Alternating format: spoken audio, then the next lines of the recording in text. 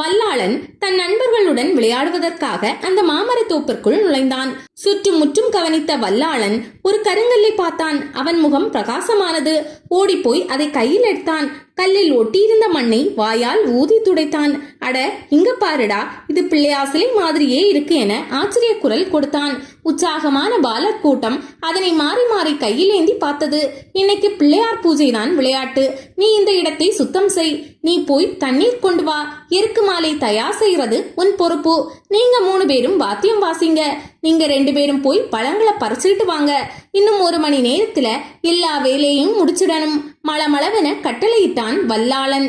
மணல் பிரகாரம் தயாரானது. பச்சை மரக்களியால் பந்தல் கட்டினார்கள்.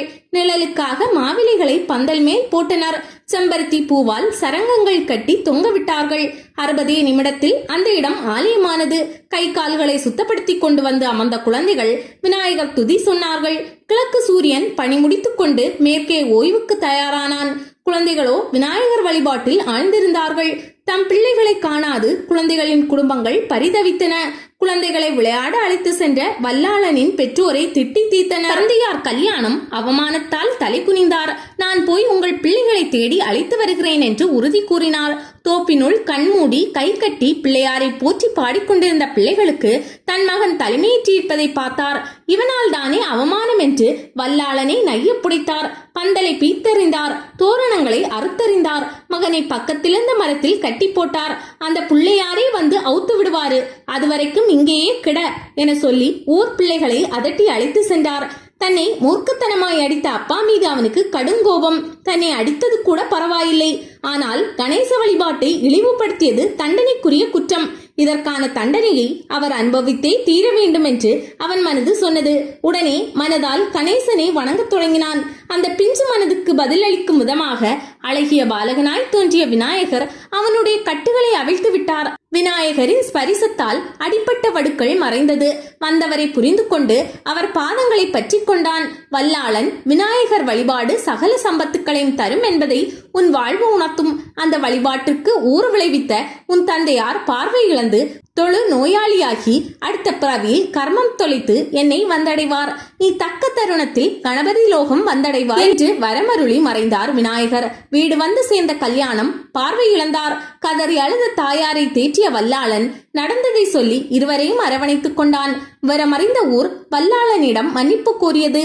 அப்போது அங்கு தோன்றிய விநாயகர், இந்த பாலகர்கள் வணங்கிய விநாயகர் இனி வல்லாள கணபதி என்று அழைக்கப்படுவார் என்று கூற தேவர்கள் பூமழை பொழிந்தனர். அந்த பிரதேசமே தெய்வீகத்தில் திளைத்தது. இது விநாயகர் புராணம் சொல்லும் கதை. இதே போன்று சிறுவர்கள் விளையாட்டாய் வைத்து விளையாடிய விநாயகர் இன்று பிரம்மாண்டமாய் கோயில் கொண்டு அருள்கிறார். சென்னை நந்தனத்தில் டன்ஃபுல் சாலையில் இருக்கிறது பால விநாயகர் கோயில்.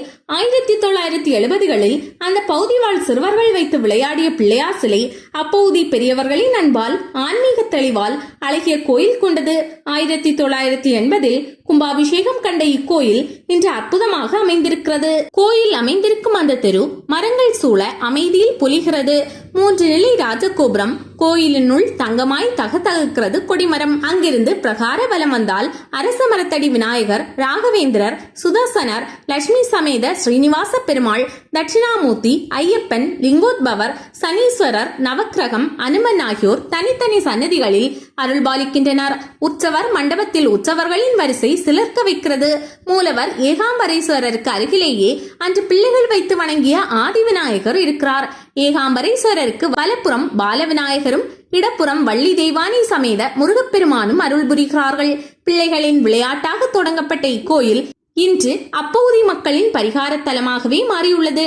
அமைதி, தூய்மை மேலோங்கி இருக்கும் இத்தலம் உருவாக காரணமான சிறுவர்கள் எல்லாம் இன்று நல்ல பதவிகளில் உள்ளதால் தாம் உருவாக்கிய கோயில் மீது அவர்கள் கூடுதல் அக்கறையோடு இருக்கிறார்கள்.